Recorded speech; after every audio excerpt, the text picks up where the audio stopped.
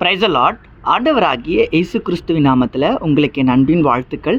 இந்த நாளில் கூட உங்களை பார்க்குறதுல எனக்கு ரொம்ப சந்தோஷங்க. நீங்கள் நல்லா இருப்பீங்கன்னு நான் விசுவாசிக்கிறேன். கர்த்தர் உங்கள் குடும்பத்தையும் உங்களுடைய தேவைகளையும் எல்லாவற்றையும் சந்தித்து எல்லாவற்றையும் ஆசீர்வதிக்க போகிறாரு. அது இன்றைக்கி நீங்கள் பெற்றுக்கொள்ள போகிறீங்க. இன்றைக்கு ஒரு வசனத்தின் மூலிமா அதை நான் உங்களுக்கு உறுதிப்படுத்துகிறேங்க. யோபு 42வது அதிகாரம் அதனுடைய 2வது வசனத்தில், தேவரீர் சகலத்தையும் செய்ய வல்லவர், நீர் செய்ய நினைத்தது தடைப்படாது என்பதை அறிந்திருக்கிறேன் அப்படின்னா, எனக்கு தெரியும்பா, என் ஆண்டவர் என் வாழ்க்கையில் எனக்கு செய்ய போகிற ஆசீர்வாதங்கள் எல்லாமே எனக்கு தெரியும். எந்த மனுஷங்களாலையும் அதை என்கிட்ட பிடுங்க முடியாதுன்னு சொல்லி யோபு சொல்கிறாருங்க. இந்த வசனத்தில் போடப்பட்டிருக்கு, தேவரீர் சகலத்தையும் அப்படின்னு. சகலத்தையும்னா சகல காரியங்கள்ங்க.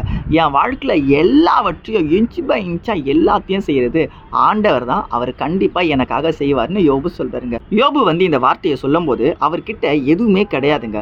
யோபு கிட்ட ஆசீர்வாதம் இருந்துச்சு. யோபு கிட்ட ஆடு இருந்துச்சு, மாடு இருந்துச்சு, தென்னை மரம் இருந்துச்சு, வாழை மரம் இருந்துச்சு, வேலையாட்கள் இருந்தாங்க, குழந்தைங்க இருந்தாங்க, குடும்பம் இருந்துச்சு. ஆனால் எல்லாத்தையும் இழந்து அவர்கிட்ட வியாதி மட்டும்தான் இப்போ இருக்குது. வியாதி நம்மக்கிட்ட இருக்குங்க. இப்போ நம்மக்கிட்ட வியாதி இருந்தால் நம்மக்கிட்ட ஒன்றுமே கிடையாது, எல்லாத்தையும் இழந்துட்டோம். நம்ம ஒரு நல்ல வீட்டில் கூட கிடையாது, சாப்பாட்டுக்கும் வழி இல்லை, வெறும் வியாதியோட ஒரு மருத்துவமனையில் சிகிச்சைக்காக வாழ்ந்துட்டு இருக்கோன்னா ஏசப்பாவை நம்ம விசுவாசமாக இருப்போமா ஏசப்பாக்குள்ள? யோசிச்சு பாருங்களேன். ஆனால் யோபு சொல்கிறாரு, தேவரீர் சகலத்தையும் செய்ய வல்லவர்னு. அதாவது ஆண்டவரால் எல்லாத்தையும் செய்ய முடியும், நான் அதை விசுவாசிக்கிறேன் அப்படின்னு. எப்படிப்பட்ட விசுவாசம் யோசிச்சு பாருங்களேன். அந்த விசுவாசம் தான் இன்றைக்கி நம்மக்கிட்ட இருக்கணுங்க. அப்படிப்பட்ட விசுவாசம் நம்மக்கிட்ட இருக்குன்னா இன்றைக்கி நம்ம வாழ்க்கையில் ஒரு அற்புதம் நடக்க போகுதுன்னு இன்றைக்கி ஆண்டவர் நம்மளை பார்த்து தாங்க சொல்கிறாரு. யோபு எல்லாத்தையும் இழந்துட்டார், ஆனால் முடிவில் பெற்றுக்கொண்டார்.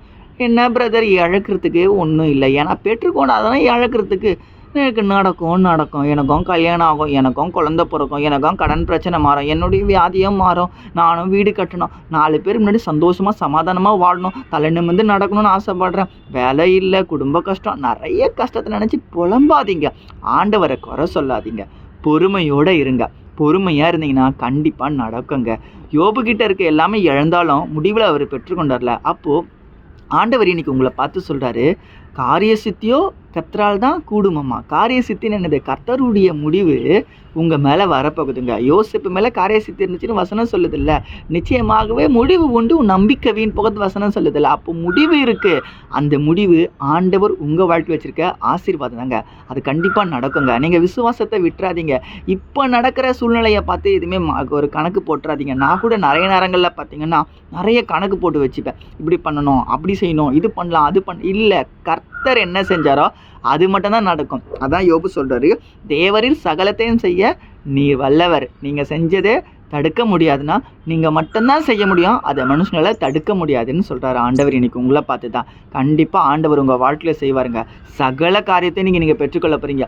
எதில் நீங்கள் குறைவோடு வாழ்கிறீங்களோ, ஒரு அற்புதம் நடக்காதா, எனக்கு இந்த வாழ்க்கையில் இதை நான் பெற்றுக்கொள்ள முடியாது, எனக்கு இது செய்ய முடியாது, எனக்கு இது வேணும்னு சொல்லி சின்ன சின்ன எதிர்பார்ப்புகளும் பெரிய பெரிய எதிர்பார்ப்புகளும் பல காரியங்களும் சிறு சிறு காரியங்களும் எல்லாமே இன்றைக்கி ஏசப்பாவில் உங்களுக்கு செய்ய முடியும். அந்த ஆசீர்வாதத்தை நீங்கள் இன்றைக்கி பெற்றுக்கொள்ள போகிறீங்க. விசுவாசிக்கிறீங்களா? விசுவாசமாக இருங்க, கண்டிப்பாக எல்லாமே மாறப்போகுதுங்க. கர்த்தர் உங்கள் வாழ்க்கையில் எனக்கு ஒரு அற்புதம் செய்யப்படுறாரு. நான் உங்களுக்காக ஜெபிச்சு முடிக்கிறேங்க.